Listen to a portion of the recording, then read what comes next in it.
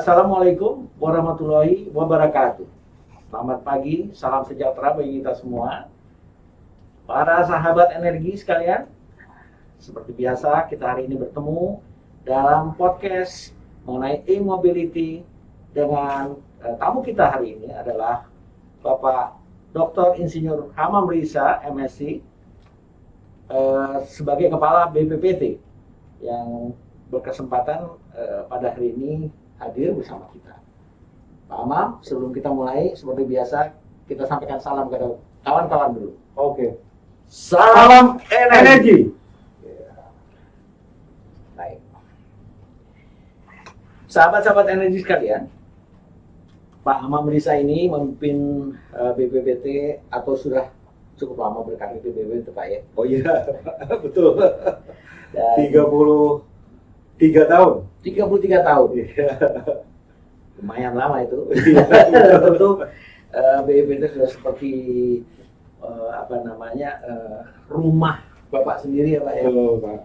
Belakangan ini saya mendengar BPPT aktif dalam atau membuat task force untuk riset dan inovasi di bidang COVID-19 ya Pak ya. Iya, betul Pak. Sudah mencatat banyak kemajuan. Iya. Misalkan Bapak ceritakan sedikit apa yang dilakukan di BPPT dengan TFRIC ini, khususnya Pak, kalau boleh ada yang menyangkut sektor kami, energi dan kelistrikan. Terima kasih. Baik. Terima kasih. Assalamualaikum warahmatullahi wabarakatuh. Terima kasih Pak Edi untuk menyediakan waktunya untuk kita bincang-bincang di acara podcast ini. Ya. Jadi betul Pak Edi, BPPT sejak pertengahan Maret ya, pada saat kita mengalami COVID-19 itu di kasus 0102 itu masuk tanggal 2 Maret ya, diumumkan oleh Presiden. Terus kemudian tanggal 15 itu kita membentuk namanya Task Force Riset Inovasi COVID-19. Tujuannya adalah agar kita dapat mengungkit ya, inovasi karya anak bangsa untuk menangani COVID-19 ini.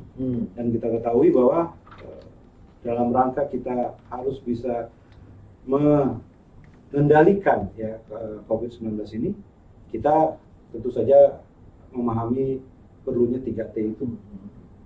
Testing, tracing, kemudian treatment. Ya, testing, tracing, dan Treatment. 3T. Ya. Kalau kami malah menambahnya itu dengan tracking dan deteksi. Iya, jadi saya suka menyebutnya itu 4T plus D, gitu ya Pak. Nah, apa yang dilakukan oleh Task Force Riset Inovasi COVID-19 ini ya adalah mendorong produk yang dibutuhkan untuk screening yang kita kenal dengan rapid test itu. Kadang-kadang banyak orang yang salah paham bahwa screening itu disamakan dengan testing. Sedangkan testing itu sebenarnya adalah swab test ataupun tes usap itu yang merupakan gold standard dari WHO yang menggunakan namanya polymerase chain reaction PCR test. Ya, gitu. Nah, kemudian kita buat ventilator, kita membangun mobile laboratory BSL-2 dan kemudian yang tadi deteksi tadi itu adalah kita membangun sistem kecerdasan artificial intelligence untuk mendeteksi citra medis dari X-ray dan CT scan dari seorang pasien suspek COVID-19. Iya. Itu anak bangsa Pak ya? Iya Pak. Iya. Kita bekerja sama dengan lebih dari 10 perguruan tinggi, ada dari komunitas, dari industri, ya. Karena kita ada mulai dari ide, dari startup sampai kepada scaling up dengan menggandeng industri-industri farmasi dan alat kesehatan. Jadi artificial intelligence ini diberi data set dari hasil ronsen atau dari betul, paru-paru, sekian banyak suspek, ya. Kemudian dengan dianalisis machine learning, ya, akan keluar sebuah indikasi yang kemudian membantu decision support system bagi dokter maupun radiologis ya untuk menegakkan diagnosa itu. Itulah yang saya kira mengkomplementari daripada apa yang disebut dengan PCR test tadi. Ya. Wah, ini Sahabat energi ini suatu kemajuan besar karena kita mulai menerapkan teknik artificial intelligence untuk bisa mendeteksi, menarik informasi dari dataset yang tersedia. Sungguh suatu hal yang baru ya. Saya pikir sektor energi perlu memanfaatkan hal ini juga. Kemudian Pak Ahmad, kan ini banyak orang yang menghubungkan pandemi COVID ini dengan kondisi alam kita yang sekarang ini mengalami pemanasan global dan sebagainya. Dan kita seperti diketahui Indonesia sudah menandatangani Paris Agreement COP21 yang kemudian dikuatkan menjadi Undang-Undang 16 tahun 2016 yang berisikan antara lain adalah janji pemerintah, janji bangsa kita untuk bersama-sama bangsa lain di dunia memerangi climate change ini ya. Iya betul. Nah, salah satu upayanya untuk melawan climate change ini adalah dengan mengurangi gas rumah kaca kan Pak? Betul, yes. Dan itulah mungkin menjadi penyebab mengapa kita saat ini mempromosikan penggunaan e-mobility Pak. Karena kendaraan kita yang biasa kita pakai itu jelas menimbulkan polusi ya. Kemudian bikin orang batuk lah itu sebetulnya. Betul, ya. Nah, Pak Ahmad mungkin apa saja kegiatan BPPT di dalam mendukung e-mobility ini, Pak? Ini ya. Ini pertanyaan yang saya pikir saya bisa jawab dari apa yang saya sudah sampaikan kemarin, yang barusan tadi ya, yaitu perlunya kita sebuah ekosistem Pak. Pada saat kita memerangi COVID-19 ini dengan inovasi teknologi, kita membangun ekosistem inovasi untuk untuk menghasilkan karya-karya yang dibutuhkan dalam penanganan COVID. 3T, 4T plus D yang tadi saya sebutkan. Nah, di e-mobility saya kira kita juga harus membangun ekosistem itu Pak. Saya melihat bahwa kalau kita melibatkan ekosistem untuk e-mobility ini, maka apa yang selama ini orang berpikir kalau inovasi itu membutuhkan waktu yang panjang, bekerja di dalam silo-silo ya Pak. Masing-masing orang punya ego, sektornya masing-masing. Itu akan banyak sekali tantangan dan hambatannya. Ya. Oleh karenanya saya mengajak yang kita sebut dengan pentahelix, ekosistem inovasi pentahelix itu, ini harus kita bangun bersama di bidang energi ini. Apalagi memerangi perubahan iklim ini, saya sebut ini memerangi karena memang perubahan iklim itu kan salah satunya seperti Pak Edi sampaikan tadi, supaya kita mengurangi emisi gas rumah kaca, ya kan? Kita ingin mengelola bumi ini dengan mempertahankan suhunya, kenaikan suhunya, ya seperti itu kan?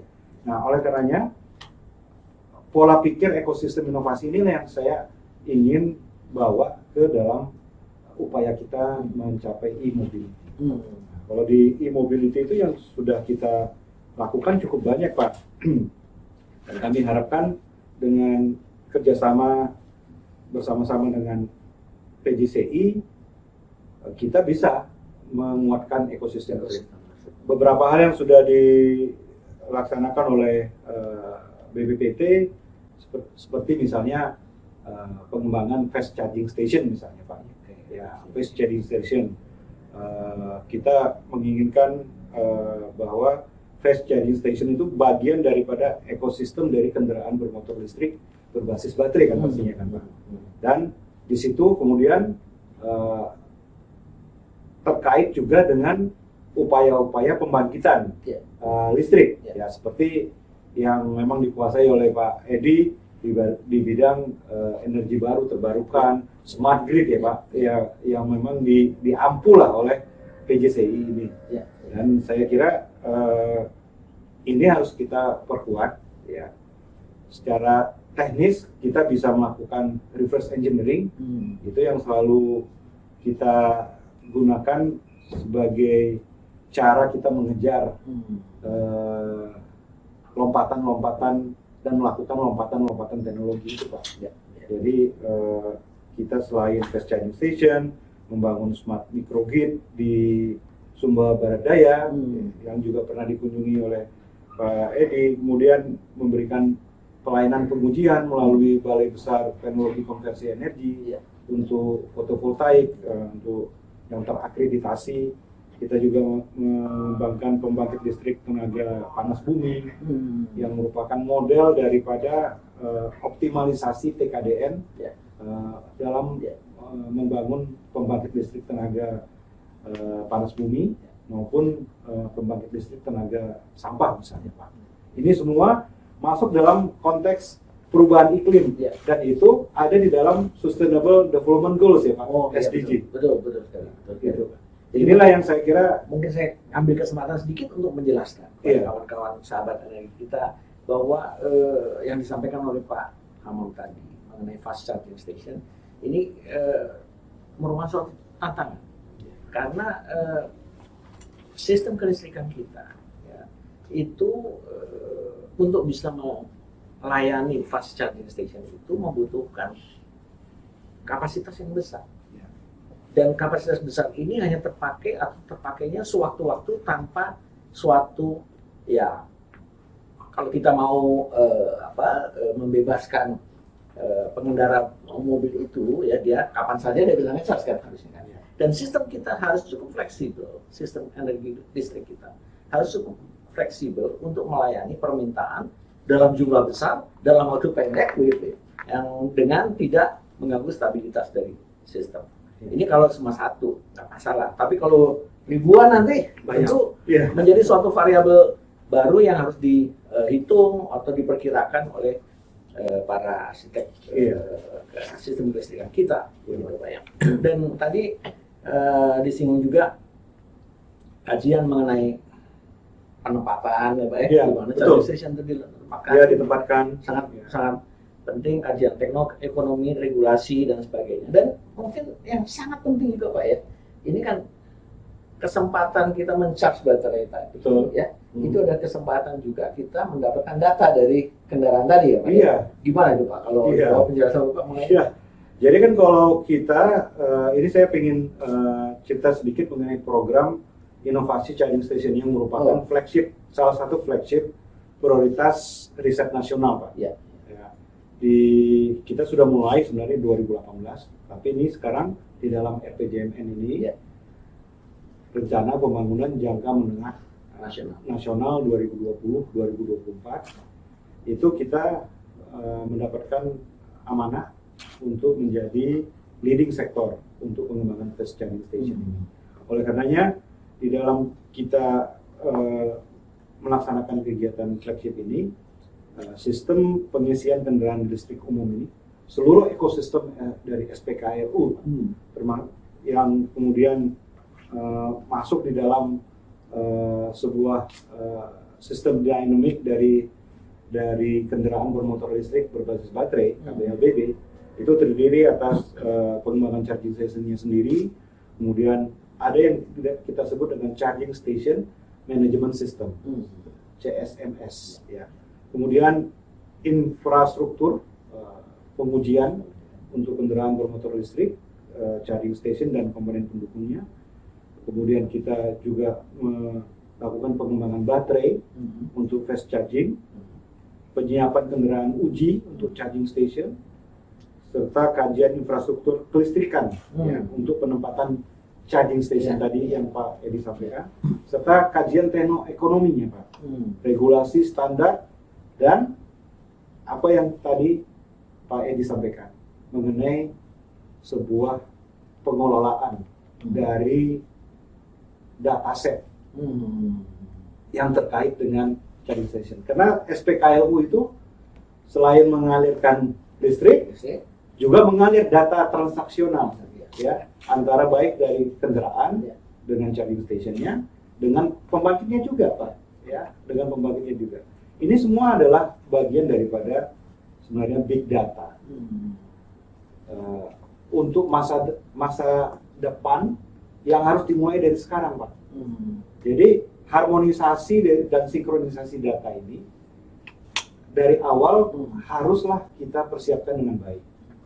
Karena apa? Sistem cerdas yang menjadi semangat kita bersama-sama Pak di dalam menuju Indonesia maju, mandiri, adil, makmur, di mana kemudian electric vehicle, e-mobility, autonomous vehicle, ini kan semua adalah connected devices lah sekarang ini Pak.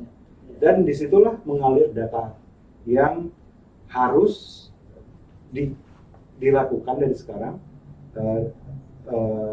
data science-nya Pak, ya, membangun data set yang bermanfaat, yang memiliki kemampuan untuk menggabungkan semua ekosistem kelistrikan khususnya di dalam kendaraan bermotor listrik berbasis baterai. Kita ingat bahwa kita kan sudah punya namanya Perpres 1 Data Indonesia.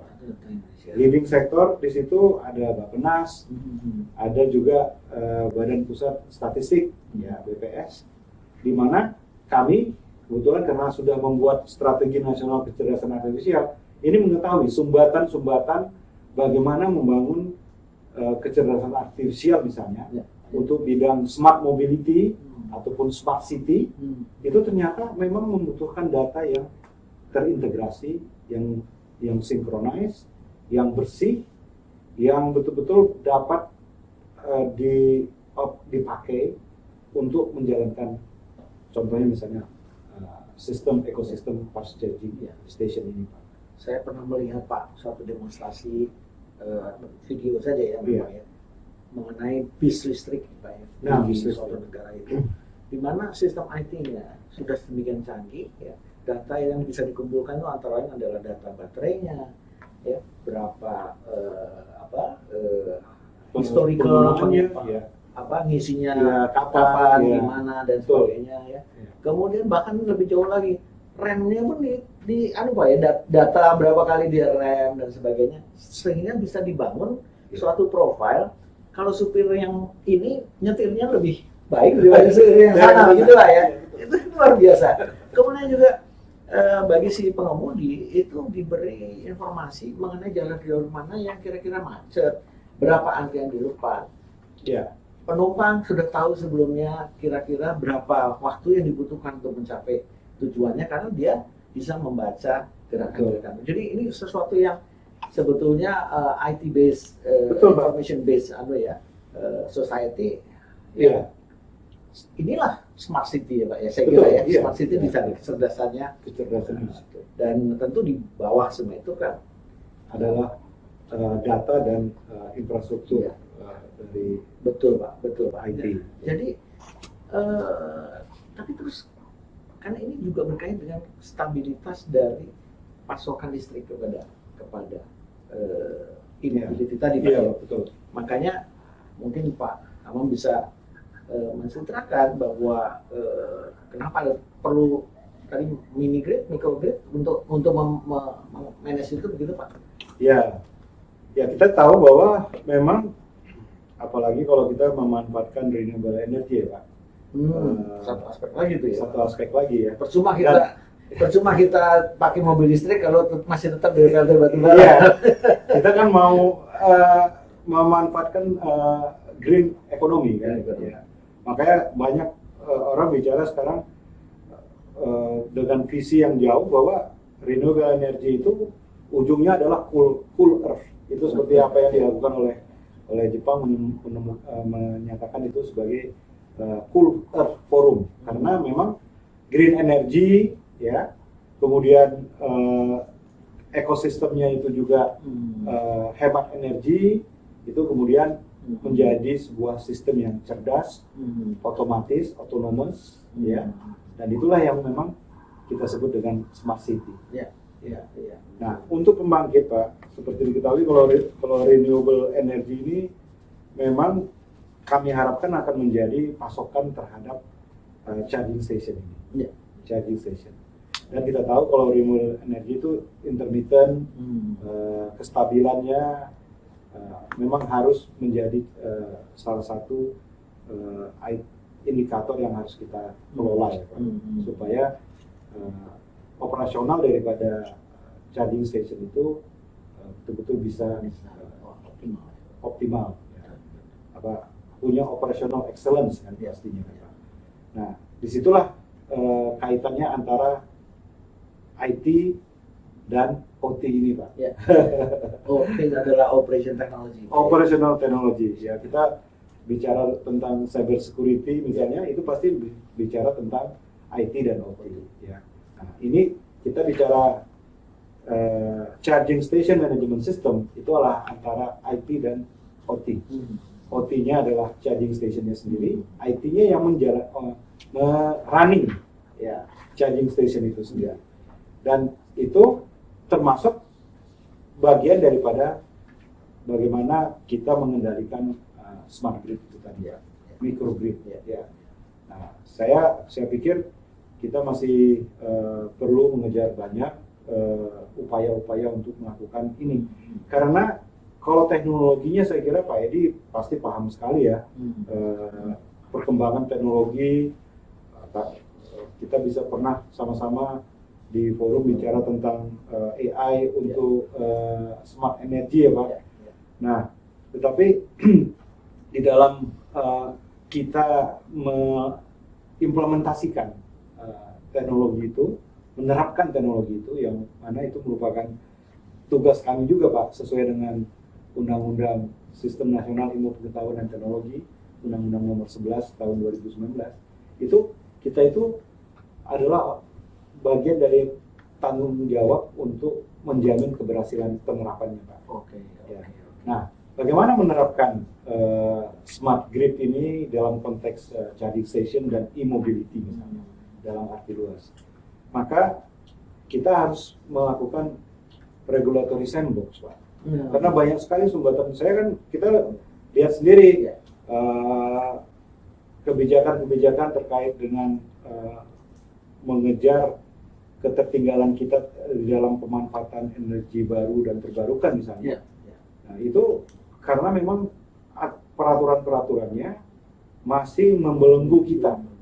Ya, jadi regulatory sandbox inilah yang saya pikir mau saya kerjakan untuk KBLBB ini, Pak.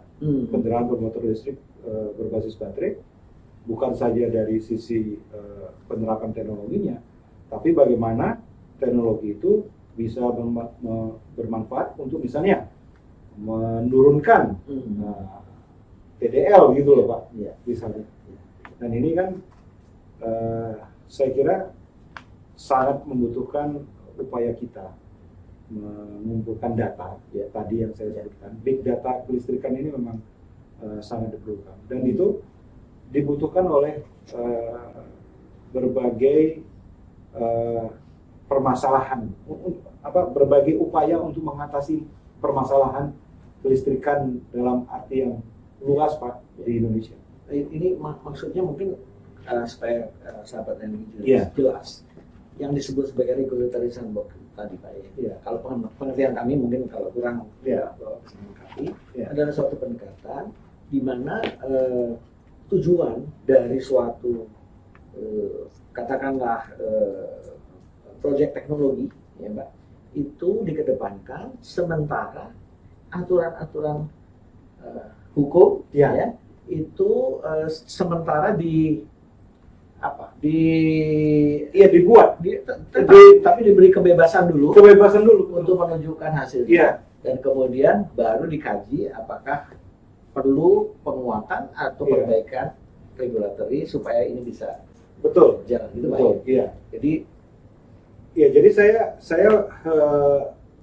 saya melihat sering ini khususnya ya, misalnya mohon maaf, kalau saya melihat listrik ini sebagai kebutuhan dasar dari masyarakat, sama seperti masyarakat memerlukan internet, apalagi zaman sekarang ini, internet itu. Jadi saya membayangkan bahwa pada saat awalnya internet, mungkin ya kita sama-sama masih ingat tentang kecepatan internet itu yang masih 14,4 kilobit per second gitu, pakai modem kita dial in ya istilahnya gitu kan, Pak. Nah, kemudian di situ harga bandwidthnya itu per megabyte-nya itu per megabit maksud saya per second itu sekian juta gitu harganya Pak. Iya Pak. Iya. Bandingkan dengan sekarang internet di dalam data paket kita dengan mobile operator bisa harian, bisa mingguan, bisa bulanan, bisa juga unlimited ya Pak.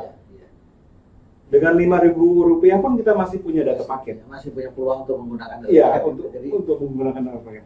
Jadi itu ada proses sebenarnya pada saat kita internet itu masuk ke Indonesia, kemudian ada proses di mana yang selama ini telekomunikasi itu dimonopoli ya oleh entitas katakanlah milik negara gitu ya, kemudian dibuka ya dan diberikan terjadi proses perubahan-perubahan, apalagi kalau kita mau bersaing, malah kita mungkin sekarang memenangi persaingan itu karena yang namanya data paket harian atau mingguan itu nggak ada di negara lain Pak. Iya.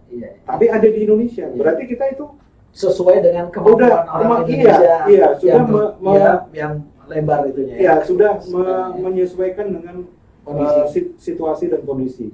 Dan itu memang melalui sandbox regulatory untuk sampai ke sana. Betul. Jadi kalau begitu ini memang bahwa kita berangkat dari 2G kemudian 3G 4G itu kalau tanpa ada regulatory sandbox mungkin nggak akan bisa kita bangun sistem seperti yang kita nikmati sekarang ini Pak. Jadi kata kuncinya sebenarnya transformasi teknologi membutuhkan regulatory sandbox. Betul Pak ya? Itu Betul. Kata kuncinya. Saya memang berpikir selalu ke sana. Itu pada saat kita ngembangin screening rapid test, kemudian PCR test, kemudian mengedepankan karya-karya dari industri nasional untuk baik itu untuk membuat masker, membuat ventilator, itu kan ada regulator Kementerian Kesehatan misalnya yang menentukan uji validasi, sertifikasi dan lain-lain.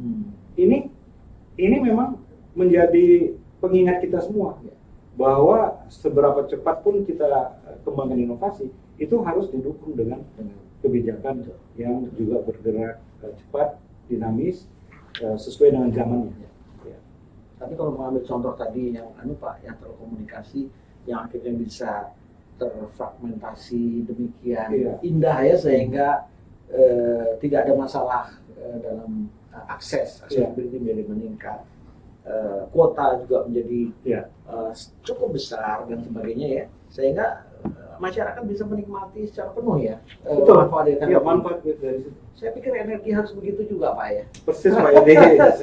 saya pikir kita jangan hanya kita sebutnya smart grid, tapi smart energy itu ya harus dengan pendekatan-pendekatan yang merubah mindset daripada pengelolaan ketenaga listrikan dia.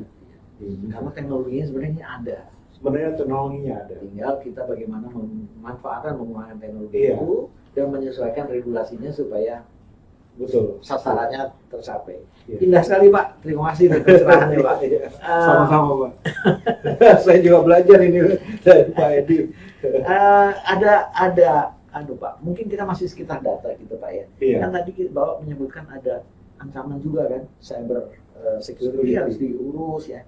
Dan ini kan siapa nih yang ngurusin data, siapa yang ngurusin cyber security, dan bagaimana sistem data ini bisa dimonetize supaya mungkin itu bagian yang sekarang ini mungkin masih kelabu banyak orang Pak ya.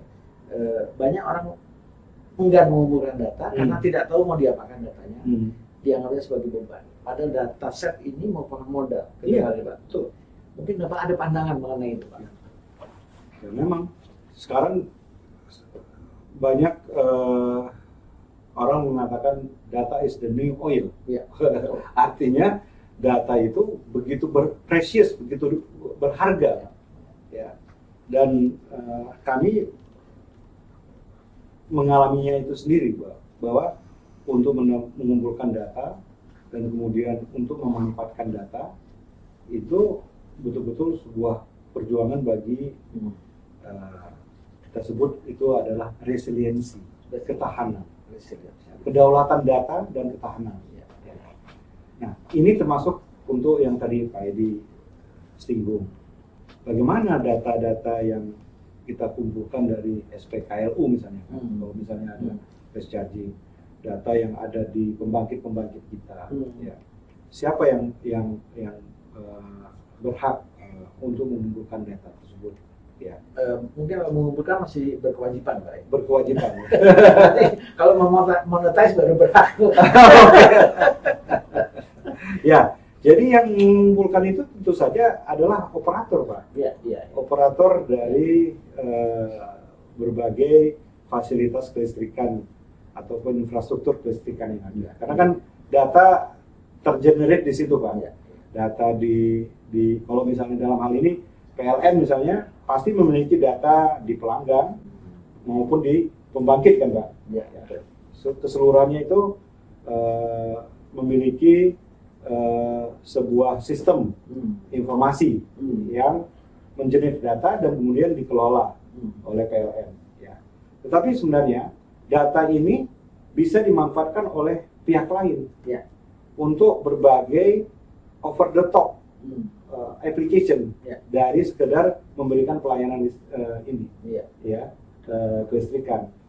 Nah, misalnya data ini dipakai untuk melakukan training terhadap sebuah sistem cerdas dalam rangka kita mengoptimalkan smart grid. Itu bisa, Pak? Bisa ya. Nah, kan kita kenal Sumba Iconic Island, kita harapkan itu adalah smart microgrid gitu ya. Dalam satu pulau itu, bagaimana kondisi smart grid mulai dari pembangkitan sampai kepada penggunaannya baik oleh industri maupun oleh rumah tangga misalnya. Ini semua data bisa dikelola dan dimanfaatkan untuk membangun sistem cerdas itu. Karena machine learning, data mining itu adalah bagian-bagian penting untuk kita membangun sistem cerdas, Pak. Gitu. Dan pada saat data ini sudah dapat dimanfaatkan oleh pihak lain, tentu saja ada yang kita sebut data transaction, gitu. Ada transaksi. Saya mengumpamakan begini, kartu tanda penduduk elektronik itu kan memuat data penduduk Indonesia ya, dan itu dipegang oleh leading sektornya di Dukcapil, Kementerian Dalam Negeri. Pada saat dimanfaatkan oleh perbankan, pada saat dipakai oleh rumah sakit, pada saat dia dipakai oleh asuransi misalnya, itu data adalah sudah bersifat data yang transaksional dan bersifat sebuah layanan. Dalam hal ini Dukcapil bisa berperan sebagai sebuah badan layanan umum, Pak. Ada lembaga yang independen sebenarnya mengelola data itu berdasarkan sebuah katakanlah akreditasi yang diberikan. Jadi nggak sembarangan. Semua orang bisa mengakses data itu dan memonetize data itu dalam bentuk host to host transaction tanpa ada sebuah lembaga yang independen misalnya untuk itu yang memverify, yang terakreditasi. Karena memang orang kadang-kadang khawatir ya, Pak. Iya. Jangan-jangan data kesehatan saya jatuh di tangan yang tidak berhak gitu. Misalkan sudah lihat itu kan film The Social Dilemma itu ya, Pak.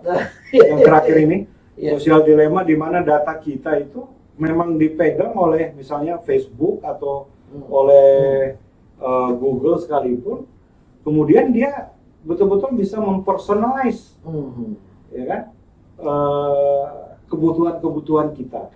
Sampai kalau kita nonton film yang hampir sejenis yang namanya The Great Hack mengenai pemilihan presiden di Amerika waktu Trump terpilih itu kan terjadi kasus karena data mining yang dilakukan oleh Cambridge Analytica itu membuat betul-betul voternya itu beralih.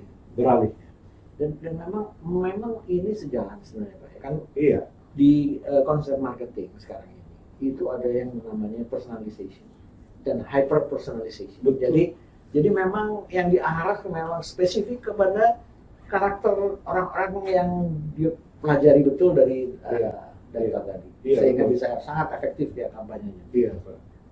Wah, ini suatu jadi kalau tadi menjawab pertanyaan, ya tidak harus hanya PLN yang menguasai data, tetapi data ini bisa dimanfaatkan oleh pihak lain. Dalam arti untuk kemanfaatannya, Pak, ya kan? Semangat satu data Indonesia itu bukan berarti setiap data itu dipegang oleh leading sector. Satu data itu adalah artinya bahwa ada antara, kalau kita bicara tentang data kesehatan, kita punya data yang memenuhi semua kriteria data science. Ada velocity-nya, ada veracity-nya, ada volumenya, ya kan? Banyak sekali kalau saya meneliti natural language processing, Pak. Itu kita memerlukan data mengenai teks ini untuk bisa membuat yang Bapak mungkin pernah pakai speech recognition misalnya, ya kan? Kalau menggunakan aplikasi chatbot istilahnya, itu kan semua berbasis pada hasil training dari dataset yang kita bangun, Pak. Gitu. Nah, ini bisa dilakukan di bidang tenaga listrikan, Pak. Menjadi sebuah sistem jaringan cerdas. Memang kawan-kawan tidak terasa kita masuk dalam masalah-masalah data artificial intelligence, karena Pak Amam ini memang bapaknya kalau di situ dalam soal artificial intelligence di negara ini. Jadi kita beruntung sekali mendapatkan pandangan-pandangan dari beliau yang demikian luas mengenai ekosistem yang mendukung penyusunan dataset dan penggunaan hak dan tanggung jawabnya, dan siapa dan sampai kepada monetasinya bahkan yang karena memang bagaimanapun juga data ini punya nilai tinggi dan tentu juga harus kemanfaatnya bisa dibagikan pada banyak orang tanpa melanggar peraturan privasi PDP. Sahabat energi, udah cukup lama kita berbincang ya sebenarnya dengan Pak Amam Riza ini, dan mungkin pertanyaan saya yang terakhir, Pak, karena topiknya e-mobility. Oke, Pak. Saran Bapak bagaimana caranya, strateginya supaya pertumbuhan e-mobility KBLBB ini, kendaraan bermotor listrik berbasis baterai, ini bisa diakselerasi. Yang mengingat apa? Mengingat PLN itu sekarang sedang over capacity katanya, Pak ya. Banyak listrik, kemampuan produksi listrik yang banyak, penggunaannya masih terbatas. Jadi ini harus didorong. Gimana Pak sarannya, Pak, supaya? Ya, kalau saya sesuai dengan semangat BBBT, Pak, solid, smart, speed. Speed. Solid, smart, speed. Gitu istilahnya. Kita perlu mengakselerasi KBLBB ini di Indonesia. Kami sangat antusias gitu ya, bahwa KBLBB ini kita tidak lagi hanya sekedar follower di sini, Pak. Tapi kita harus leading. Paling tidak untuk seluruh kendaraan yang memang digunakan oleh masyarakat Indonesia.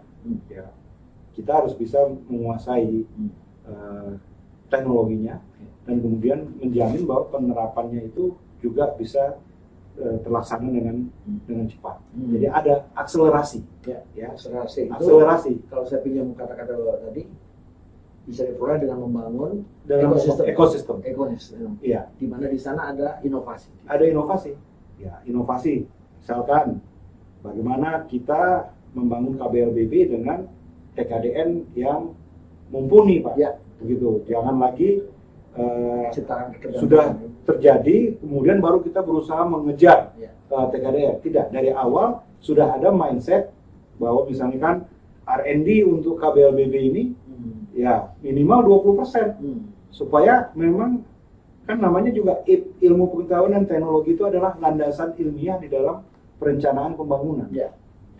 Dan ini kami ingin menyuarakan ini banget. supaya di dalam KBLBB ini kita tidak hanya kembali menjadi negara yang melakukan impor. Ya, padahal salah satu katakanlah semangat kami bagaimana melakukan pembangunan teknologi substitusi impor. Tidak lagi kita bergantung penuhnya kepada negara lain, ya, seperti yang terjadi di bidang kesehatan. Alat kesehatan kita hampir 98% itu impor. Ya. Sedangkan kita tahu bahwa komponen-komponen di KBLBB ini seperti baterai, seperti propulsi dan lain-lain. Kalau kita bicara tentang kereta listrik sekalipun, Pak, itu propulsinya masih juga kita impor. Kita harus bisa melakukan perekayasaan, clearing teknologi, reverse engineering, Pak. Kemudian kita alihkan teknologinya ke industri, dan industri sudah siap. Saya melihat bahwa industri-industri yang ada sekarang, ya harus kita persiapkan dengan pemikiran optimalisasi dari TKDN itu, Pak. Itu. Sahabat energi, kita sudah mendengarkan pendapat, buah pikiran dari Pak Dr. Insinyur Hamam Riza, MSc, saya lupa tadi menggunakan ada IPU-nya, Insinyur Profesional Utama, dari PI. Dan sahabat energi, apa yang kita peroleh hari ini, insya Allah akan memperluas cakrawala pandangan kita terhadap permasalahan-permasalahan yang dihadapi, khususnya menyangkut yang berkaitan dengan jaringan cerdas, ya, dan aspek-aspek yang melingkupnya. Dan saya kira tidak berhenti sampai di sini, Pak, ya. Ya. Karena saya melihat ini kalau kita eksplor lebih dalam, mungkin next time kita bicara mengenai artificial intelligence di Ya, Pak. Sektor energi dan sebagainya. Karena kita melihat interest Bapak yang cukup kuat di sini, dan juga pengalaman dan pengetahuan Bapak. Sekali lagi, terima kasih Pak Hamam Riza. Terima kasih Pak Edi. Dan kita tutup acara ini dengan Salam Energi.